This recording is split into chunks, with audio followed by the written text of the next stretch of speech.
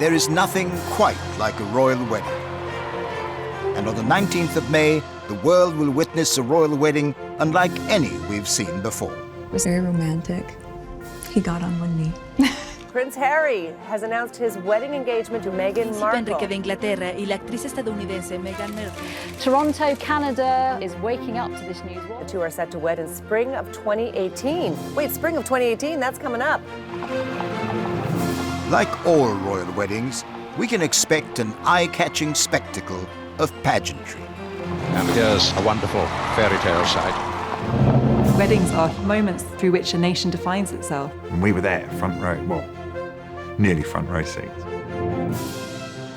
In this film, Trevor and I discover exactly what it takes to put on the perfect royal wedding by inviting you to share the behind-the-scenes secrets from those in the know, both past and present. From the dress designers... We had to be very careful not to let any scraps fall on the floor because we had a lot of journalists going through the rubbish to see what colour the dress was like. To the cake makers. We'd just finished the cake, and I remember Harry came bounding in, and then he pretended to box with the top decoration, and we were like, oh no! And from the bridesmaids... I do remember Diana getting ready, and she has her tiara on, and she's still in her jeans. To the lucky guests. This arrived after the wedding with a piece of wedding cake inside, which sadly is no longer there because I ate it. As the couple themselves count down to their big day, we'll be cordially inviting you to celebrate with us the forthcoming wedding of His Royal Highness Prince Harry and Meghan Markle.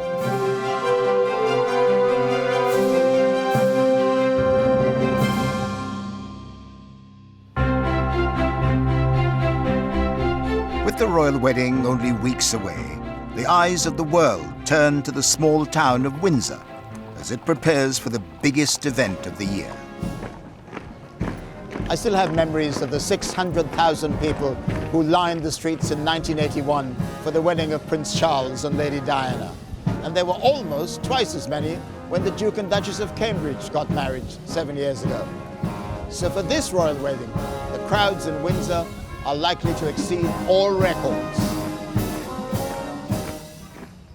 an impending wedding may be exciting for the country, of course, and for the couple, but for those in the royal household, it means a to-do list like no other. It's not just the dress, food and flowers that anyone has to think about when getting married.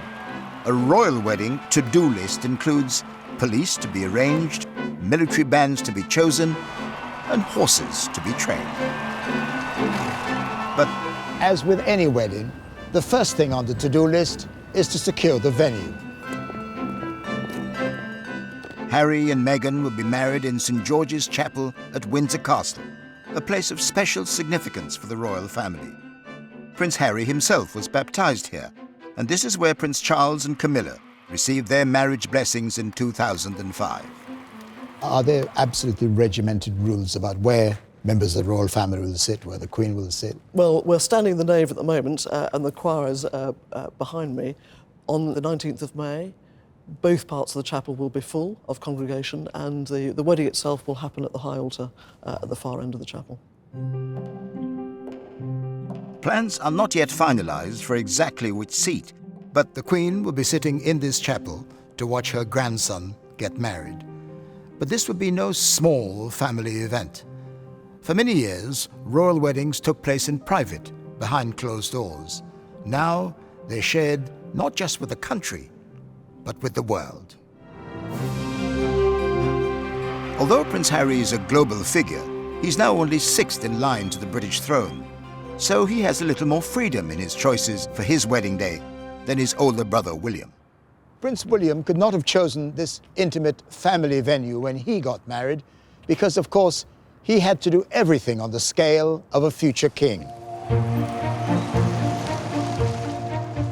Royal journalist Duncan Larkin was a guest at this wedding in 2011 when Prince William married Catherine Middleton. So this is the order of service from William and Kate's wedding. It's quite a collector's item. Every guest at the royal wedding had one of these on their seat. When I look back now, These can sell on eBay for £1,500 plus.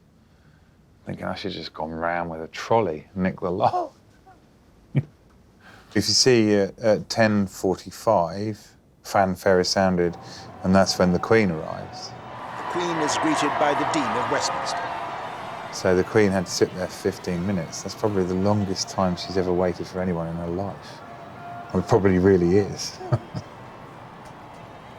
There was a genuine sense, as there will be on Harry's wedding day, that everyone in that room was witnessing a piece of history.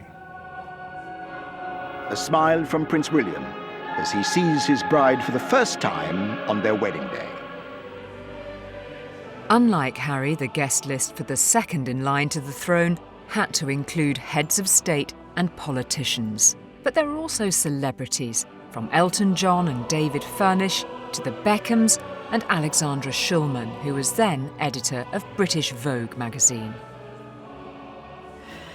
So this is a beautiful little clotted cream colour tin which arrived after the wedding with a piece of wedding cake inside, which sadly is no longer there because I ate it.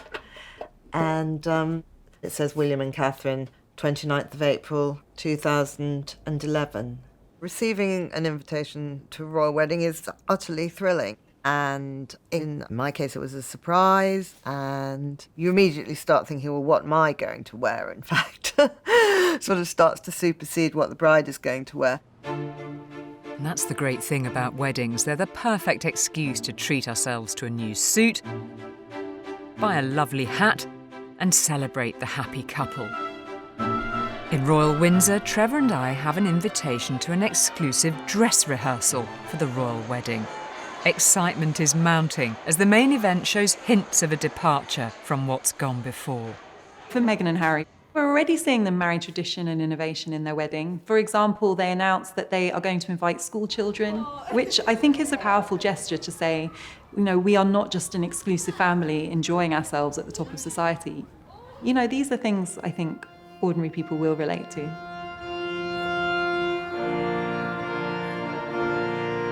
As the royal procession approaches the altar, here comes the bride on her father's arm.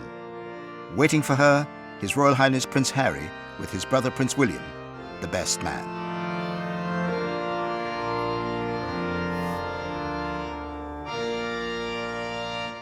Dearly beloved, we are gathered here in the sight of God and in... With the decision to place school children at the heart of this royal wedding, one local school is playing out how they think the ceremony might go.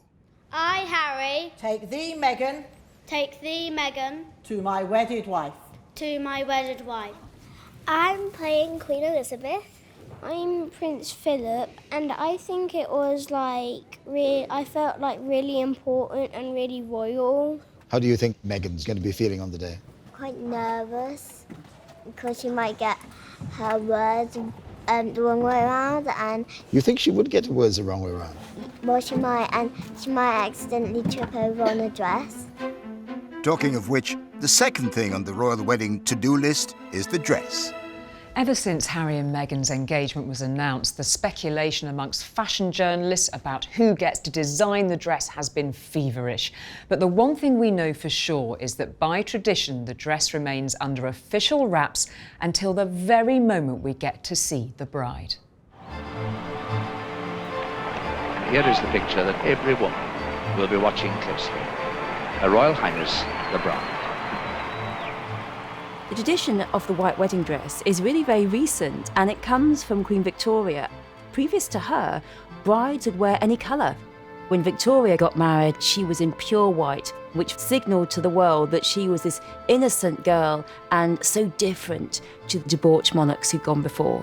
And there still is this convention across the board. Even the most fashion-forward, the most celebrity of brides, everyone still wears white.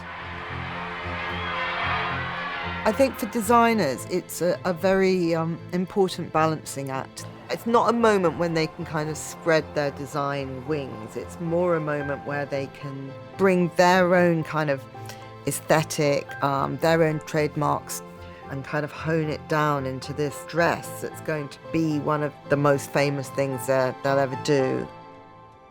The most famous wedding dress of all time was the one made for Harry's mother, Lady Diana Spencer. That's the picture of Princess Diana leaving one of the fittings. It was created by Elizabeth Emanuel and her then husband David in 1981. Well, we'd recently graduated from the Royal College of Art and we'd just set up the business. So I think we've been in business about a year, not even that. So that's my favourite picture. It's yet to have its flounce put on round the neck, and I don't even think it's got its lace on yet. The lace was embellished with more than 10,000 pearls and sequins sewn on by Elizabeth and the team. We were all about drama, something that was going to be different, that was going to create a whole new look for brides, something romantic and wild, and we knew it was going to be part of history and we wanted it to reflect that history, and also Diana's youth and beauty. Images of Diana in the Emanuel's designs are world famous, but lesser known are the treasured secrets of the workmanship. So here are the trunks, and these contain lots of royal wedding bits and pieces, including the royal wedding pattern. This pattern was laid on the fabric, and the fabric was cut out. And this was a long process because Lady Diana at the time lost so much weight, so we had to keep altering the toile. So that's very, very precious. So you can actually see bits of the real fabric here. I kept every scrap, and we had to be very careful not to let any scraps fall on the floor because we didn't want them to end up in the rubbish, because we had a lot of journalists going through the rubbish to see what colour the dress was like. And I've kept them pretty much as they were on the cutting table, no matter how small. Every thread was important as far as I was concerned. But it was so long ago, but there are certain things, you know, that do really, really take you back. As Diana arrived in the carriage, the world's eyes were on the ivory silk taffeta dress with its record-breaking 25-foot-long train. We did know it would crease a bit, but when I saw her arrive at St Paul's and we saw the creases, I actually felt faint. I was horrified, really, because it was quite a lot of creasing there. I mean, we'd done a dress rehearsal, but that was with calico, so it was a lot more than we thought. But in retrospect, you know, then looking at the footage afterwards, I think that's my favourite bit as she comes out the coach, because she's a bit like a caterpillar, you know, and turning into a butterfly. So she's emerging from the chrysalis, and it just goes on and on and on and on.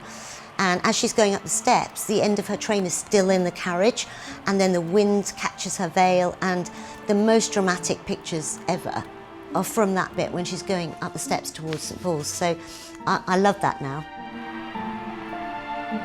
We wanted to make her the ultimate fairy tale princess, really. Of course, many of the details of Prince Harry and Meghan Markle's wedding remain a mystery, and the most closely guarded secret, what the bride will be wearing.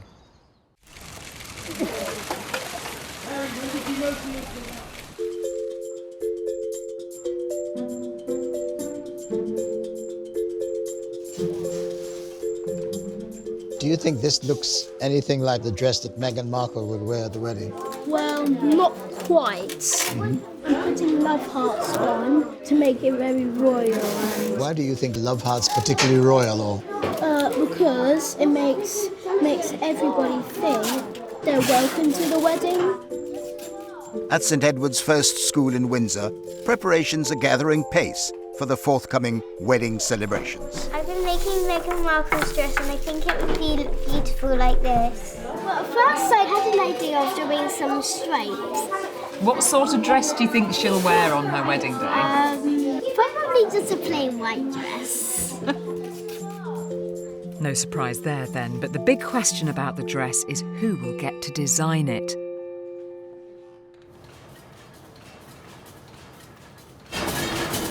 Of all the wedding dresses of the past, the identity of the designer for Catherine Middleton's dress was the most closely guarded secret. Even those making it were kept in the dark, from the factory in Nottinghamshire providing the lace, all the way to the embroiderers stitching the design at the Royal School of Needlework in Hampton Court Palace. Some reps came down Not saying what the commission was. And we were asked to quote for a Italian costume drama with black lace, a very tight schedule. They asked what's the chances of being able to work longer hours and having a lot of staff in, and I said, well, yes, maybe if you're the Queen, yes, you might be able to, not knowing at the time that actually it was for the royal wedding dress. The team only found out what they were going to be making when they were asked to sign a confidentiality contract. They had to work hidden away behind closed doors and curtains drawn, not able to tell even their nearest and dearest. It was hard keeping it a secret, but my fiancé had no idea, my parents had no idea. So living at home with 2 brothers and a sister, quite difficult when you're suddenly not at home very much.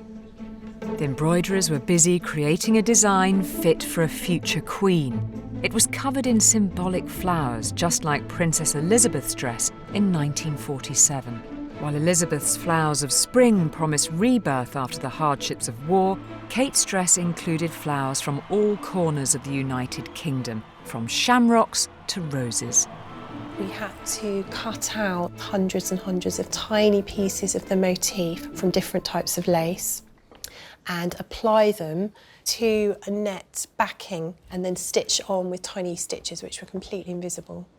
We had a template to follow, so we knew exactly where each piece was to the millimetre. It's quite hard on the eyes as well, yes, because of the nets and It's being white. White on white is quite hard. We were washing our hands every 30 minutes just to make sure that the threads were pristine, that the work itself was pristine. But the team still didn't know who the designer was.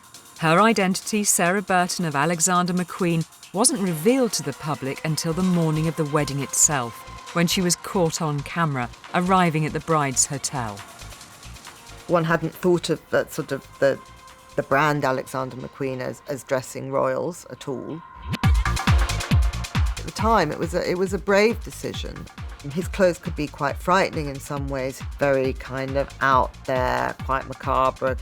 And I think what she was able to see was the detail, the interest in symbolism and the theatricality of it could be shaped to be relevant for a royal wedding.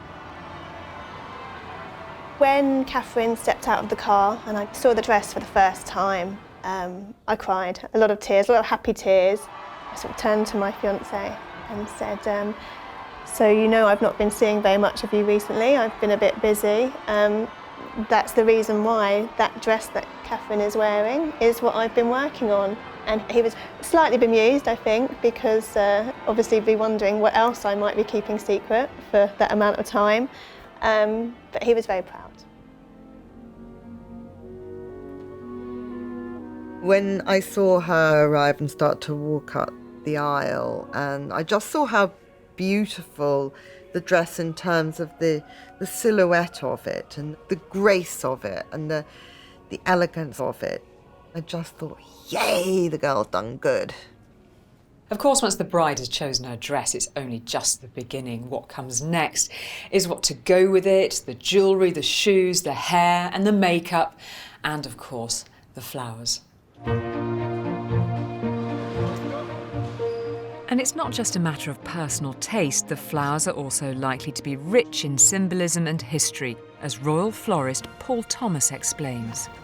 This is myrtle, which is a real tradition in royal bouquets, going right back to Queen Victoria's daughter. So what sort of style and taste might we expect for an American bride, do you think? We are almost certainly going to see some peonies. It's that full flower and that full colour of roses, like, for example, these. They're beautiful, aren't they? Oh, they are so romantic. Paul is spot on. It's since been announced that Harry and Meghan have chosen peonies and white roses, as well as foliage from local royal parks.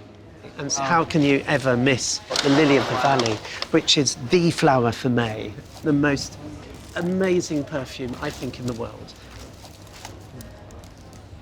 It's exquisite, isn't it? I cannot imagine that they will not be used. And I remember actually ahead of the last big royal wedding, these were all planted around the bases of the trees that they had lining the aisle. We were allowed in the night before to have a look around the Abbey. And the thing that struck you most when you went through the door was just the perfume from Oh, the it lilies must of have the valley. been wonderful. It was incredible. Oh, how lovely. Longman's florists in London made their first royal bouquet for Princess Elizabeth in 1947. They went on to make bouquets for everyone from Princess Margaret to Sarah Ferguson and Lady Diana in 1981. Her bouquet, orchids and pale gardenias, dark myrtle and golden Mountbatten roses.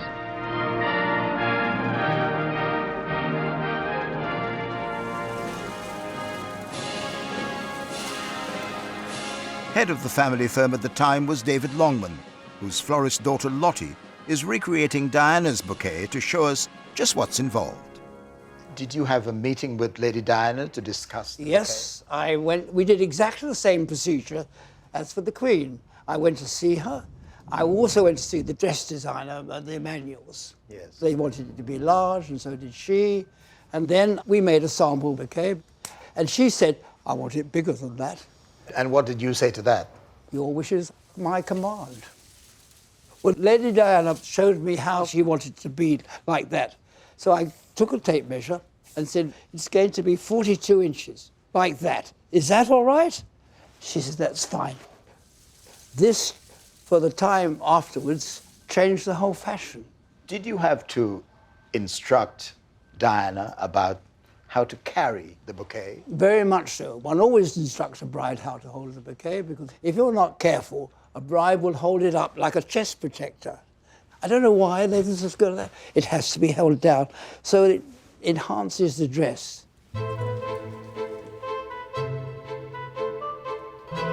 So I'm just going to put the traditional piece of myrtle into the bouquet. Lottie, there's a lot of work that goes into the creation of a bouquet like this. Well, a huge amount of work. Every single flower is individually wired and then taped so that the moisture is held into the flower so they survive. Even the lily of the valley has a silver wire that runs down. And the size of this bouquet? And this is the 42 inches. Absolutely 42 inches. I hope so. We made two bouquets. The first one had to be delivered, which I delivered at 8 o'clock to Buckingham Palace. And we had a police escort, motorcyclists, who took us all through the city to Buckingham Palace. And then we came back. Well, that time they'd finished the second bouquet, and back we went again. What's the point of having two bouquets? Well, if we go back to the Queen's wedding in 1947, when you look at the state photographs of all the bridesmaids and the royal guests, and there's the Queen without a bouquet.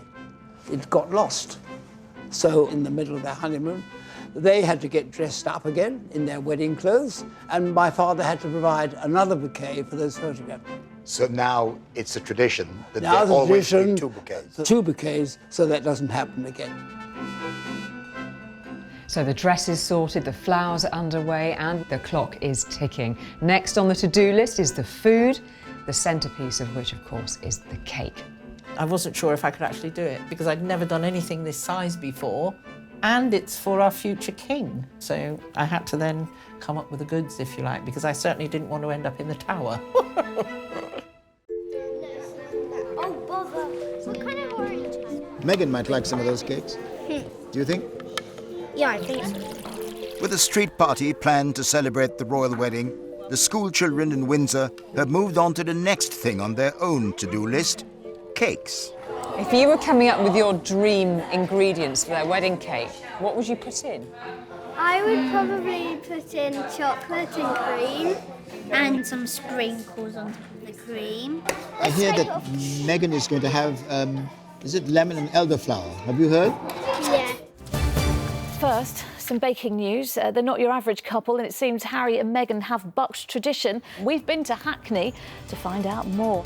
Small, understated and a Hackney favourite. The Violet Bakery is everything Windsor is not. But according to the locals, that's exactly what makes it the perfect choice for your wedding cake.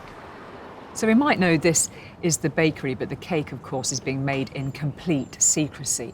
The fact the baker Claire Patak is, like Meghan, a Californian, gives us a hint we'll be seeing a bit of American taste on a very British occasion. And the lemon and elderflower is certainly a far cry from the traditional fruitcakes of the past. British biscuit makers McVitie's have been responsible for royal showstoppers ever since the reign of Queen Victoria, and in 1947 they made the 9-foot-high, £500 wedding cake for Princess Elizabeth. But over half a century later, their head cake chef, Paul Courtney, was asked to make something with a more personal touch for Prince William's wedding. So Paul, tell me about this recipe for this special cake. We were given the recipe by the royal household, and we went there thinking, well, we're probably going to be making a fruit cake, as you do for weddings. And they said, no, we'd love you to make a chocolate biscuit cake, which, fantastically for us, was made with rich tea biscuits. And it was one of the Queen's favourites when she was a girl, and Prince William used to be packed off to school with it. They gave us a recipe, which is a heck of a privilege. So I took it away and guarded it with my life. I can't tell you too much because it's a secret. So these biscuits had a part in a big royal wedding? Absolutely, a big part. Can we nick one now, do you think? I think so, yeah. The cake was designed and made undercover at McVitie's research and development facility just outside London. So Paul, what level of secrecy are we talking about when it came to this cake? Well, it was off the scale. It was all very much cloak and dagger. Basically, we just blacked out the windows. We had secure door locks everywhere. Only certain people had access. We had security cameras. There are cameras in there? Absolutely. Well, you needed to know what was happening when you weren't there.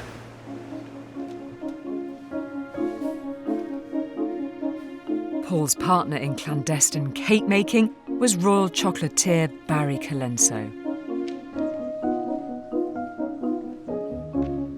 So Barry, tell me what your role was in this amazing partnership for making the cake. Well, my role really was to bring the chocolate dream to life. You know, all we knew was that it was going to be this recipe from the palace, and everything else really was up for grabs. Barry produced various designs, and in the end, the royal couple decided on one featuring white chocolate dahlias. Are you going to show me how you begin to put one of these together? We're going to try. So the first thing we need to do is pop a bit of chocolate on there. So you do that one. Do a bit of this. How did you end up doing dahlias? What was the significance of it? Because dahlias stand for longevity and love. So assuming this, they're going to stay in love for a long time. OK, that's fine. So now what we need to do is to make our ball. Right. So we need to stick these two together, like that. Very good. OK. You're a natural. I don't think so. Right, so now we've got 3 layers of petals, 6 petals on each layer. We'll start with the little ones. Gosh, this looks so delicate. These are my 6. So they're stuck to the paper, so what you need to do is peel them off. Yeah, dunk them in. Dunk them, dip them, and then put it underneath the ball and spray it. OK. So the clock ticking. Yeah, now spray it. That's it, perfect. The patience that you need. Did you just spend hours doing these? Took a long time. First one I did, from start to finish, took me 4 hours. Good heavens. I can do them now in about 20 minutes. Ta-da! Having kept the cake secret for 3 months, the biggest challenge for Barry and Paul was still to come. How do you make sure that on the day it can't go wrong? And if you make one cake, then clearly you're at risk. So we actually made 2 full cakes like this one here, and we knew we had to transport it to Buckingham Palace. So we organised 2 vehicles that would go drive separately, because what happens if one's in an accident? We were carrying precious cargo. I took one of the vans and drove the route 3 times, literally noting every pothole, every corner, everything, to make sure that we knew that at mile 3 there was a deep pothole and on the left-hand side of the near carriageway, and don't run over it. So the relief when you got it there safely must have been enormous. Yeah. And then you've got to assemble it. Yes, no, absolutely. So we had the cake as it is here, and then we had to apply all the decorations. Barry and Paul were at Buckingham Palace for 2 days, No pressure. putting the chocolate panels and flowers on the cake. We'd just finished the cake on the day. We'd literally just put the top on, and of course at that point it's just like, oh, the collective sigh of relief. Barry and I hugged. I think there was a tear in my eye. We've done it. It looks fantastic.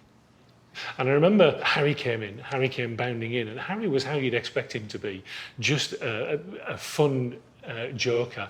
And he walked up to it very enthusiastic. Oh, wow, fantastic.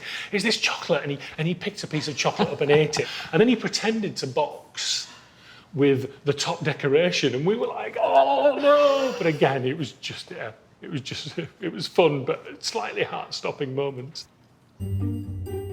Royal wedding cakes have always been closely guarded, from Princess Elizabeth's, whose bakers slept overnight in the factory to protect it, to Princess Diana's, made and secured on a naval base in Chatham. But of all the royal wedding cakes, the one made for Prince Charles's marriage to Camilla Parker Bowles was the hardest to keep safe from prying eyes. It was created in a tiny cake shop in Lincolnshire. Well, because we have a shop, and a shop by nature has windows, we're also in a village. So trying to keep secrets in a village is virtually impossible. So I said to my business partner, I think we need to find somewhere that is safe and secure, where people aren't going to see what we're doing. And so the nearest place we could think of was just behind our little shop unit is our local Woodhall Methodist Church. So this is where we were holed up for the 3 days that it took us to decorate the cake. My business partner and I were in here, in front of the altar. We had things drying all along these radiators at the back, all the way around the room, and we could hear all this chit-chat the other side of the partition. Luckily, we had the vertical blinds closed, but we could hear all this going on next door, and I said, if only they knew what was actually being made in this section of the church itself. And what was being made was no small feat. Dawn's cake weighed 17 stone and had to feed 800 people. Not only was I asked to do this huge wedding cake, but I was also asked to supply 2,500 slices for the commemorative tins for the same day. So a huge, huge task. Even the food at a royal wedding is steeped in tradition, from dishes named after the bride and groom, like Prince Philip's filet de sole Mountbatten on his wedding menu, to cakes decorated with royal crests, like these of the Prince of Wales. Where you have the plaques, some of them are just iced and over-iced again. And then onto the flowers, we did roses for England, and we did daffodils and leeks for Wales, and we've got thistles for Scotland. And then these corners were all covered over as well, just to soften it slightly. Most of it was done literally on a wing and a prayer. We were just hoping that it would all work. We had no time for error, nothing could go wrong. Otherwise, yeah, we'd be letting down the future King of England. Oh, very frightening. So as the day itself approaches, there are always a few minor details to be finalised. The police and the military to be arranged, the horses to be prepared, and of course, the seating plan to be navigated. The biggest headache of a wedding is the guest list. When a normal person gets married, you're worried about, can we put Auntie Pam near Uncle Roger because they got divorced 20 years ago? Imagine that on steroids. That's basically a royal wedding. Ever since Queen Victoria, royal weddings have gone from being private occasions behind closed doors to national events celebrated with the people. An estimated 1 million people were lining the processional route. Many of them got here days ago, and this is what they came for.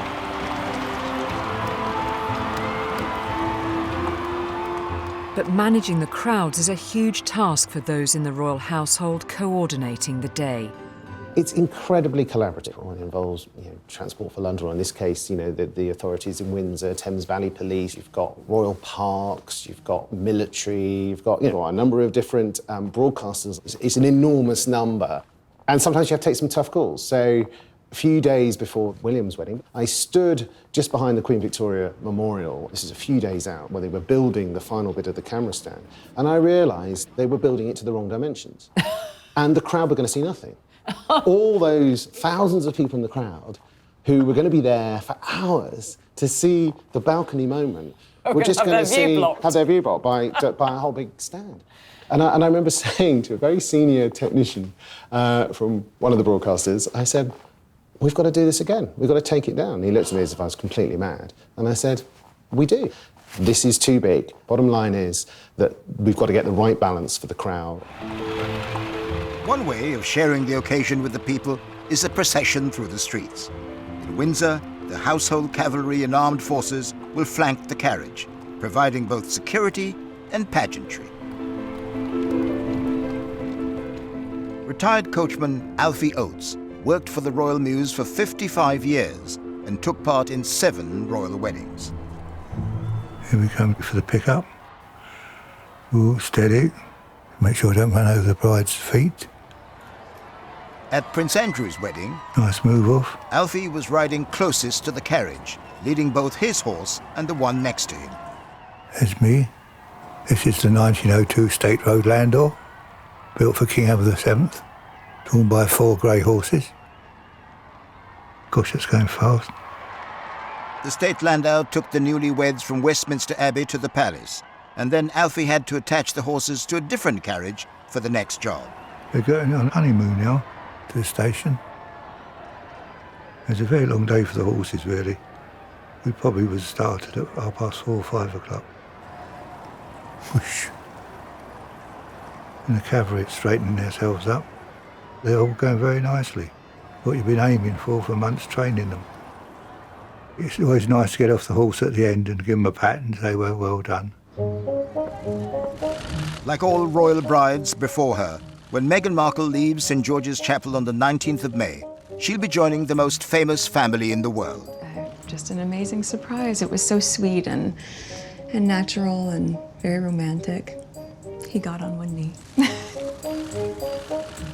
When Meghan Markle marries into the royal family, her life is going to change. She's a public individual.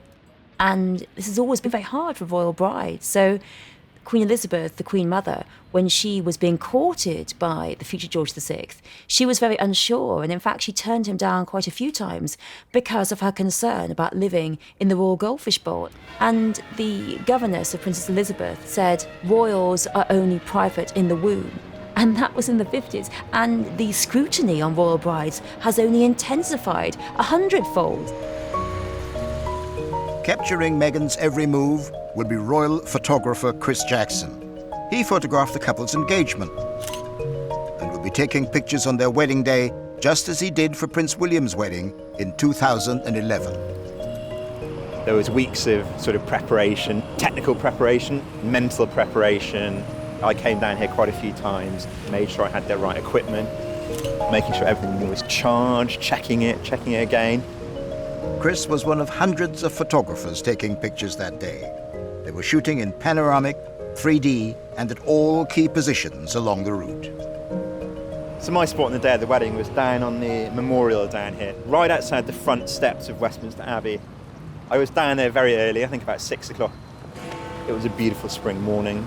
I just remember the amazing atmosphere when I got down there early, and people were waking up from tents, and there was a lot of excitement in the air. This particular spot was quite important to capture those first moments of the Duke and Duchess emerging onto the steps as a married couple. And I'll never forget the roar of the crowd, chorus of camera shutters going off. You've got seconds to capture a moment in history, a moment that's going to live on. And I was very lucky that the Duke and Duchess both looked straight towards me. And actually, when I saw the picture on the back of the camera, there was a huge kind of wave of relief that went through me that I hadn't totally buggered it up, basically. Within minutes of the first photograph of the married couple being taken, it had been shared worldwide. Twitter users were posting 237 tweets every second about the royal wedding. This time, with Prince Harry marrying a Hollywood actress, wedding fever is set to go sky high around the world. Meghan comes from a different country and she's had a totally different career to any of the contemporary royals. And on top of that, she has this black heritage. So I think that's more normal and I think more people relate to it. Everyone is listening and I'm in the same room as the royal couple right now. I think it's brilliant and hilarious how people are projecting themselves onto this wedding, you know, and I mean, there's so many memes on social media kind of showing Nigerian families dancing down the aisle and Jamaicans having a jerk barbecue at Windsor. I mean, it's hilarious because she's not Jamaican and she's not Nigerian, but I think a lot of people with proud black identities are just projecting themselves onto this because this is the first chance they've had to relate to someone personally that is having a royal wedding. But who will get a golden ticket to attend on the big day? It's already been revealed there'll be no politicians or diplomats on the guest list, just friends, family, and people from the charities the couple support and admire. Could we have the ring, please? But we've yet to find out who'll be the page boys and bridesmaids, although these roles have already been taken in the Windsor School's role play of the royal wedding. With this ring, I thee wed. What was it like being a royal bridesmaid? What did it make you think? A bit gross. It was a bit gross. This huge honour of being a royal bridesmaid was shared by India Hicks, bridesmaid to Prince Charles and Lady Diana in 1981. The two senior bridesmaids, Lady Sarah and Miss Hicks, descended the steps to be ready for the bride and the dress. Tell me first of all how you came to be bridesmaid. Well, I have a very wonderful, loyal, extraordinary godfather who happens to be the Prince of Wales. And when the invitation came through, at first I thought, this is fantastic. And then I thought, oh my God, I've got to wear a dress. And of course, 1980s wedding. Lordy, that is a moment in fashion that I think many of us would like to remove Hide from all our our memories. photos. Yes, completely. And what was the atmosphere like when you were getting ready? Amazing, just like any wedding. Lots of chaos, lots of excitement. And I do remember a knock at the door and Princess Margaret so sweetly coming in for me to borrow her toothbrush. That was quite a moment, deciding whether to use the Queen's sister's toothbrush or not. And I do also remember Diana getting ready, and she has her tiara on and she's still in her jeans, so that's kind of a remarkable sight. And then she gets into the dress and she's standing in the middle of the room. And at that moment, it felt wonderful. It really did. And it felt like a family affair. And here's really a wonderful fairy tale sight. And so many millions watching all over the world. What memories do you have of the carriage ride? Sitting with Prince Edward, who I had grown up with so new, and both of us being very concerned about one of the bridesmaids there with us, and who I didn't know, and of course she was very small and allergic to horses. And no one had anticipated this. How could we? And of course, her eyes were streaming, her nose was streaming. She kept wiping her nose on her dress, on this silk dress. On the silk dress. And Edward and I were trying to cope with this very, very, very miserable child inside the carriage. That's quite a memory, isn't yes. it? I'll never look at those dresses in quite the same way. No, snot all over the silk. Royal bridesmaids have always had not only the best seats for the service and the procession, but also a coveted invitation to the reception. Oh, there we are, arriving at Buckingham Palace. I don't remember seeing this. Annabel Cope was one of Princess Margaret's bridesmaids. I should think we were probably quite glad that it was all over. That's what I remember, the people surging towards the gates. It was just the most amazing sight in the world. It was like lots of octopuses, if you like, waving arms. It was just incredible. And the noise of people shouting. There I am, leaning in front of the Queen, struck by just the numbers of people. Brings back all those feelings, being on that balcony again. Magical. From the palace balcony, Elizabeth and her husband waved to the cheering crowd.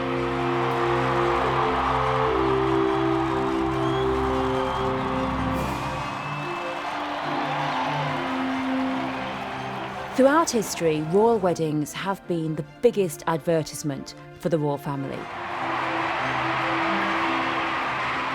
Weddings are moments through which a nation defines itself. So I think this marriage symbolically does have a role to play in our perceptions of what Britishness is and who gets to be included.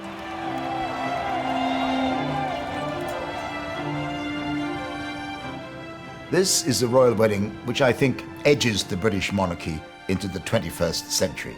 From an American of mixed race, now at the heart of the royal family, to the inclusion on the guest list of school children, rather than politicians, and the choice of organic cakes and sustainable floristry. This is a royal wedding for a modern age.